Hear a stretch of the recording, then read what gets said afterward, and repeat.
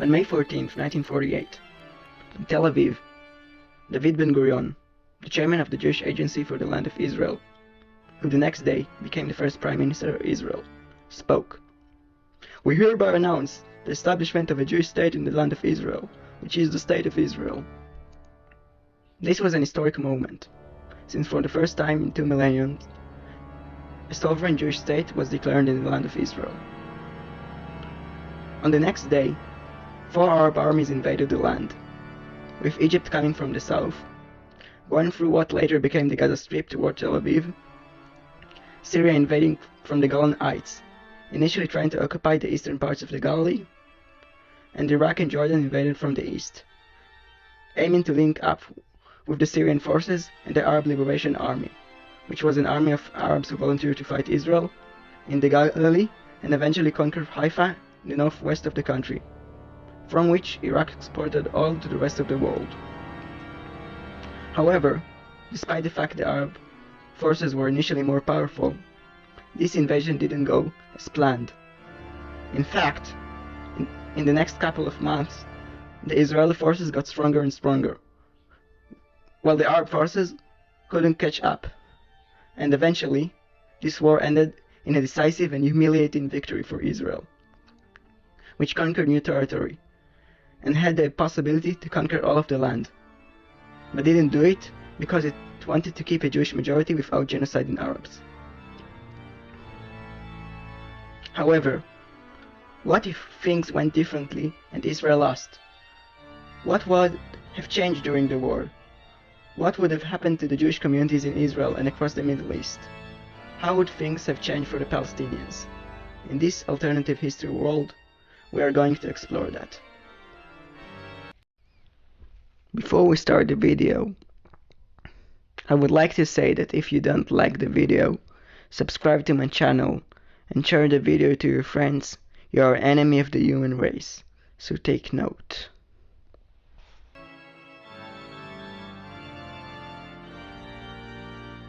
In the real timeline, just like Russia does to Ukraine today, the Arabs woefully underestimated Israel, going to the invasion without the proper settings needed for a good military campaign. Except for Jordan, sending forces that were awfully unprepared, with a lack of training and no fighting experience, with barely doing any intelligence and research needed for a successful military campaign, and no proper logistical supply chain. In our alternate timeline, the Arabs would have been preparing for the invasion for far longer, training their soldiers much more, buying more weapons, collecting more intelligence, and creating a better logistical support. This would have made the Arab invasion far more successful than it was in real life. Another factor that helped Israel and would have changed in this alternate timeline is everything that has to do with arms supply. That's because in the real-life timeline, America, Britain, and the UN did an arms embargo in the Middle East. This played into the hands of Israel, since the Arab armies, especially the Egyptian, Jordanian, and Iraqi ones, were reliant on Western arm purchasing. Meanwhile, the Haganah, which later became the IDF, did massive arm purchasing from Czechoslovakia, which bypassed their embargo. Once purchasing from Czechoslovakia wouldn't have happened, Israel wouldn't be able to arm enough soldiers for the war, and wouldn't have enough heavy weapons, especially tank and artillery, to deal with the invading Arab armies.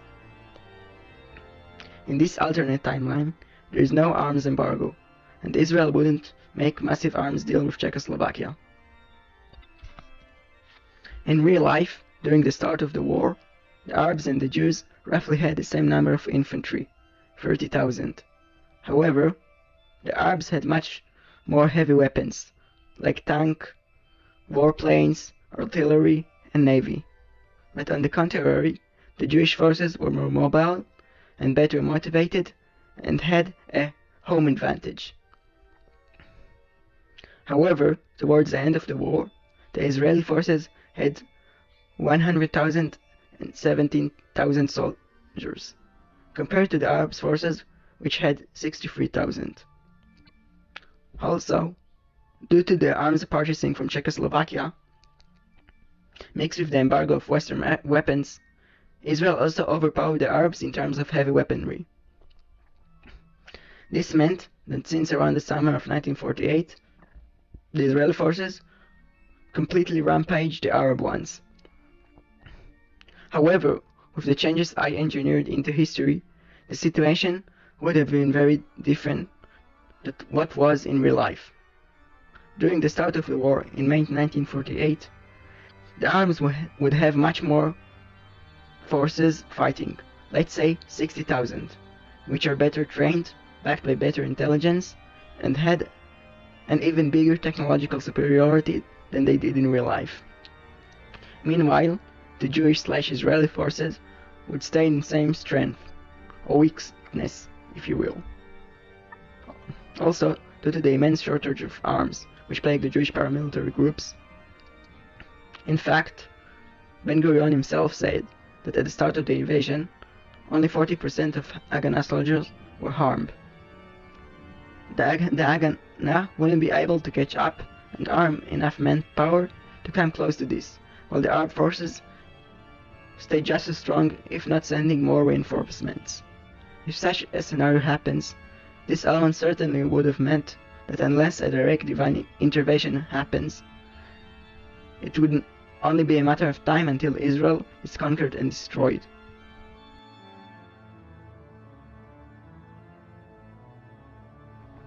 The first thing you need to understand regarding thinking how a splitting of Israel would look like, it needs to be understood that the war had multiple fronts, and each Arab country had its separate interest. Egypt would probably take over the Negev, which was mostly deserted, but with 24 Jewish villages and a few dozens of thousands of mostly nomadic Bedouins. What is now in the Gaza Strip and the area of what is now Ashdod and Ashkelon, which back then were primarily populated by Arab villages, such as Majdal, Isdod and Yibna, which were depopulated from the Arab inhabitants during the Israeli offensives during the latter part of the war, as well as numerous Jewish towns. But perhaps more importantly, Egypt would do the work of taking over the central coastal region, specifically Tel Aviv and its area, with cities such as Petah Tikva, Bnei Brak, Ramat Gan, etc., which was and still is the main center of population, industry, and finance for the Jewish population of Israel, populated with hundreds of thousands.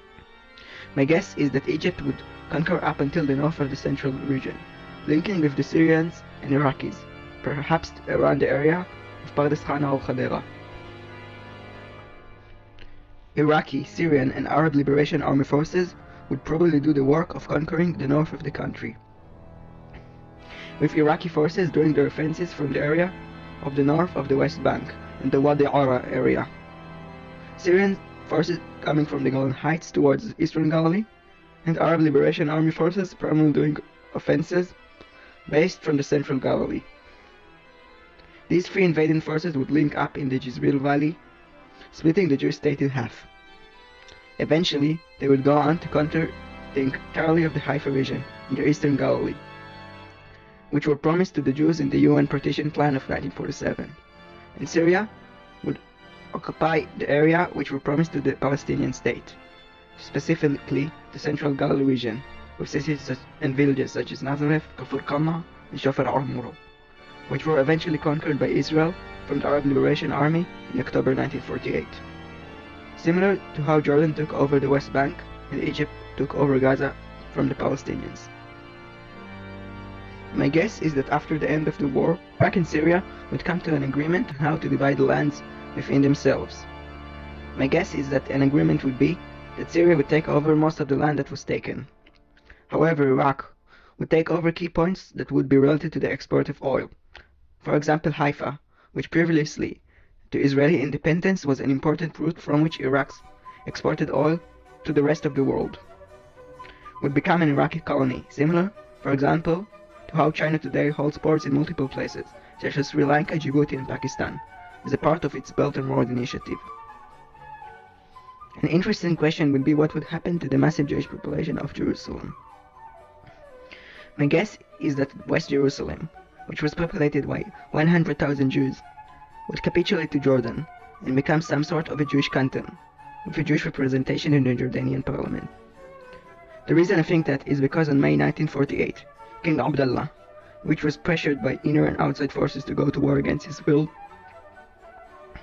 made Golda Meir an offer in a meeting in Amman to make the Jewish population in the land of Israel join a federation as a minority within the Kingdom of Jordan in order to prevent a war, something which was rejected by Jordan, which wanted independence. Also, Jerusalem would be in a very desperate situation, being besieged and probably on the verge of a massive starvation. To save the city and the Zionist project as a whole, at least to some extent, not that other cities such as Tel Aviv and Haifa have fallen or will be on the verge of falling, the Israeli leaderships perhaps would accept this offer.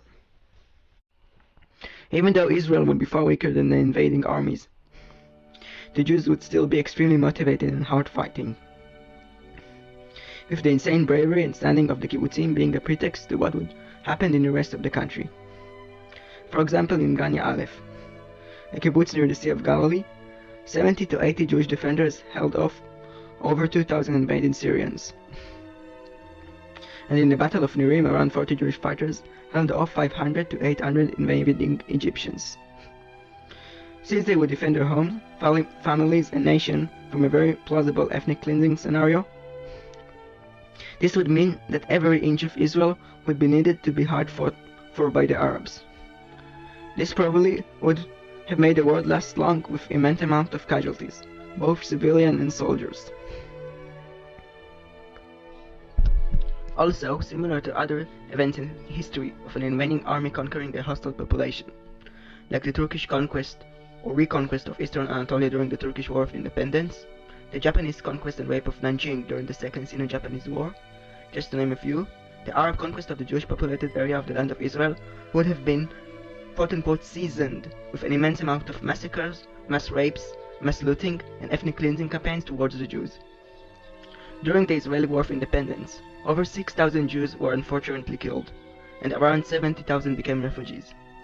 This may not sound apocalyptic at first glance. However, we need to remember that the Jewish population in the land of Israel was less than 700,000 back then, so it would be like 70,000 Israeli Jews dying in a war, and 700,000 becoming refugees today.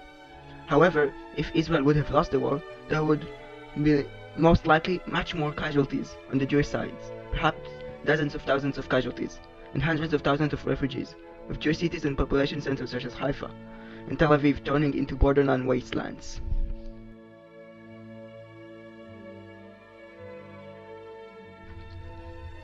As I said before, Israel losing the war would be immensely devastating for the Jewish community in Israel, to say the least. Casualties would reach the tens of thousands, and a massive refugee crisis and many cases of massacre and ethnic cleansing would take place. In the Syrian, Egyptian, and Iraqi occupied areas, my guess is that the majority of the population would flee to places such as Turkey and Cyprus, and to the Jewish canton in Jerusalem, perhaps with international help, and eventually most of them would likely immigrate to America, where the Jewish community was prospering. The situation for the Jewish population of Jerusalem would be better. That's because, as I already said, the Jews of Jerusalem would surrender to Jordan, becoming a canton where their rights and lives would be protected from the hostile Muslim population of the city. In fact, during the Jordanian conquest of the Old City during the war, the Jordanian legionaries actually defended the Jewish population of the Old City from a pogroming mob, killing multiple rioters. My guess is that a lot of Jewish refugees from places occupied by other Arab armies would settle in Jerusalem, actually causing the population of the city to grow because of the war. Similar to how 2,600 years earlier the population of Jerusalem grew because of a large influx of refugees coming from the areas the Assyrian conquered and sacked in the northern kingdom of Israel and other Judean cities which fell. Meanwhile, Jerusalem remained and survived.